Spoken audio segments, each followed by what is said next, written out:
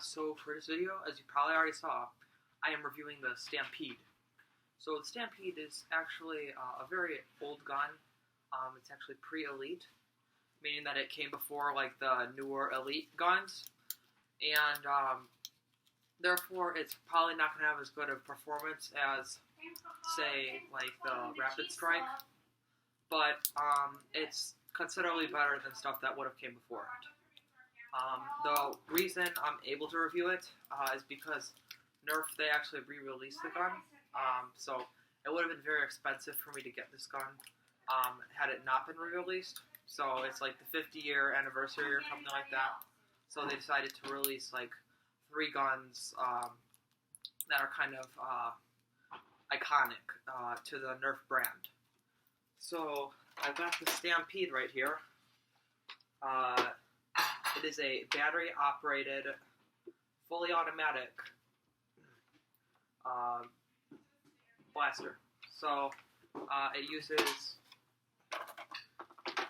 magazines. So you could use drums too, but I'll show you a bit later why you can't fit certain drums in there because of the orientation of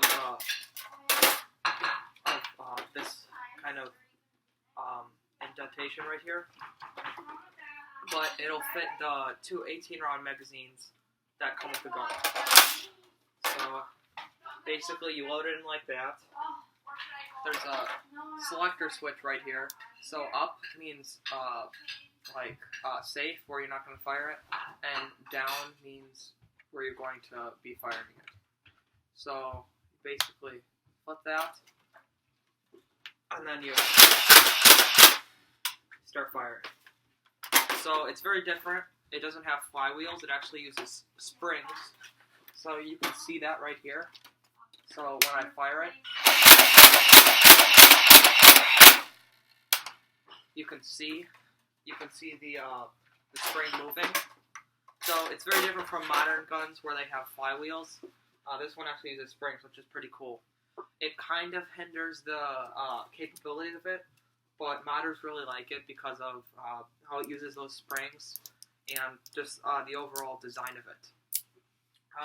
One downside to this gun is that it uses 6 D batteries in the back, all in the stock right here, which is pretty inconvenient, and it really, I mean, it's not bad once you use it for a while, but it can kind of be annoying to kind of have all that weight in one place, and then the front of the gun is pretty light, meaning that it's all shifted that way. So that's one of the downsides to it, but a lot of good stuff it has is that it's got a lot of tactics. So you can have a lot of different attachments because of all the tactical rails. So you've got one right here, you've got one up top here, you've got another one up top, you've got one down here, you've got one right here, and you've got one on the other side as well. Plus, they even added a rail under this sling attachment point, when you very well know that you cannot put an attachment there. So I really like how they did that just for the tactics. So I'm gonna show you all those attachments on here in a minute. But yeah, you could fit a lot of stuff on here, and unfortunately, you can't put in like 25-round drums. You could put in a 35-round drum, but not 25. Okay, so I loaded the gun up with all these tactics, so you guys can see all the beautifulness that it has when everything's attached to it.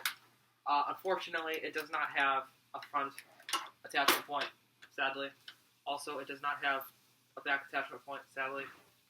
But it does look very cool either way when you have all these attachments on here. You will notice, though, that it does come with the shield that it came with in the original, but it doesn't have that weird-looking bipod. I don't think that's a bad thing because it doesn't work very well. You can't move it around. It just stays straight, and it's kind of weirdly positioned where you have to be like super tall to fire it, like holding it on something. Also, if you want to have this thing on here, the shield, you can't really use a scope because it doesn't quite align with the with like kind of the holes in the front. and holes in the front. They also cover up where your center reticle would be, and that kind of just doesn't make a scope worth it. And scopes aren't really worth it in general with Nerf, but either way, I think it looks pretty cool having all this junk on here. Especially with a magazine. Yeah. So, there's another look at it. So you guys can get a look at that. Satisfy your eyes.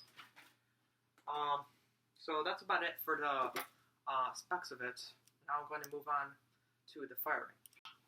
Okay, so to shoot this, I'm going to be using the included darts. So they're yellow.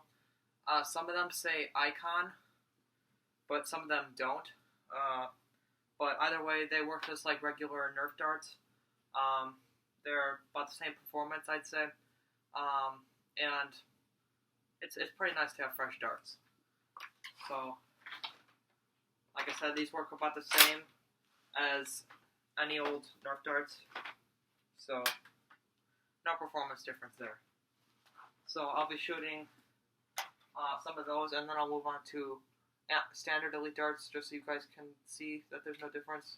And I'll shoot some AccuStrike darts as well.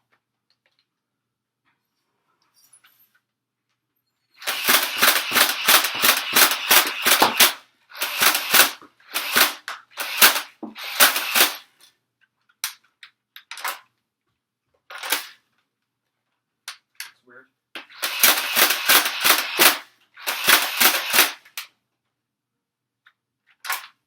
So now I'm going to be moving on to some standard N-Strike Elite darts.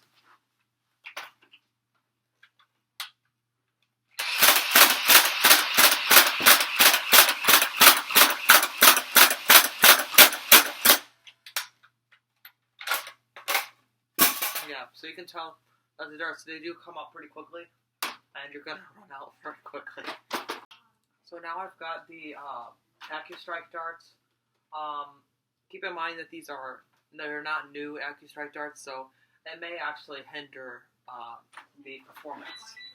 And I've got them in a 35 round drum just so you guys can see that it actually fits in there.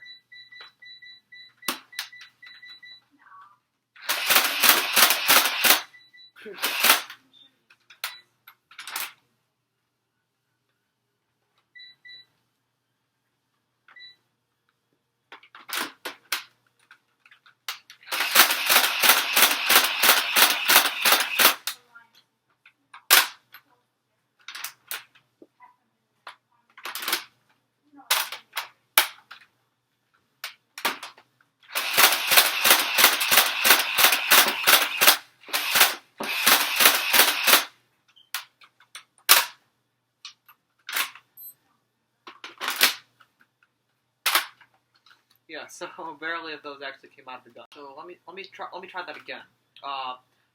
Yeah, I'm gonna just shoot 5 this time.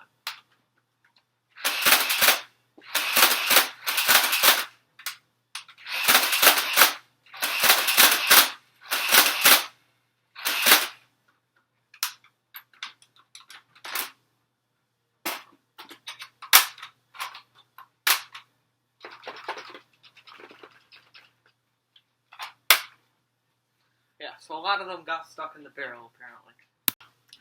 So, on to my final thoughts about this gun. I don't dislike it at all. It clearly isn't very good for performance-wise. But, I think it's more aimed towards, like, nostalgia. It's not really meant to be, like, a performance Nerf gun. At this day and age, like, you would just go buy a Rapid Strike if you wanted a gun like this that actually performs well. So, I actually like this gun. It's fun to shoot. It just can be annoying sometimes when it doesn't really work well. One other hindrance I wanted to mention is that you can't actually put a 25 round drum in there, because when you see it, you can tell that it's hitting that yellow part there. So you can't actually fit that in there because of kind of the thing that's jutting out here. and I'm pretty sure that all 25 round drums have that. But luckily, you can fit in the 35 round drum because of its height, and therefore that clear part's not going to hit it. But you can fit all magazines in there easily, like it was meant to originally. I don't think they even thought they were going to introduce drums back then. Also, the grip is decently sized. I don't really like kind of stock grips. I don't know. I forgot what you call these, because you kind of hit your hand while you're gripping the gun. But it's okay because it's such a big grip. If it was a small grip, I would be complaining about it. But it's an old gun, and I just wanted to recreate what it was back then. And for what it was, I think it's pretty good. Especially considering they didn't have something that's innovative before, battery powered, and it's just so cool because of the springs and not the flywheels. It's cool to have something different. So I approve of this gun. It's not super expensive like the new minigun. That thing's crazy expensive. But otherwise, I really like this gun, and I would suggest getting it if you want to get some nostalgia, because I felt really nostalgic opening this gun, because I remember when I was really little, I would see like the commercials and everything for this. So, hope you guys liked the video, hope you enjoyed, and I'll see you in the next one.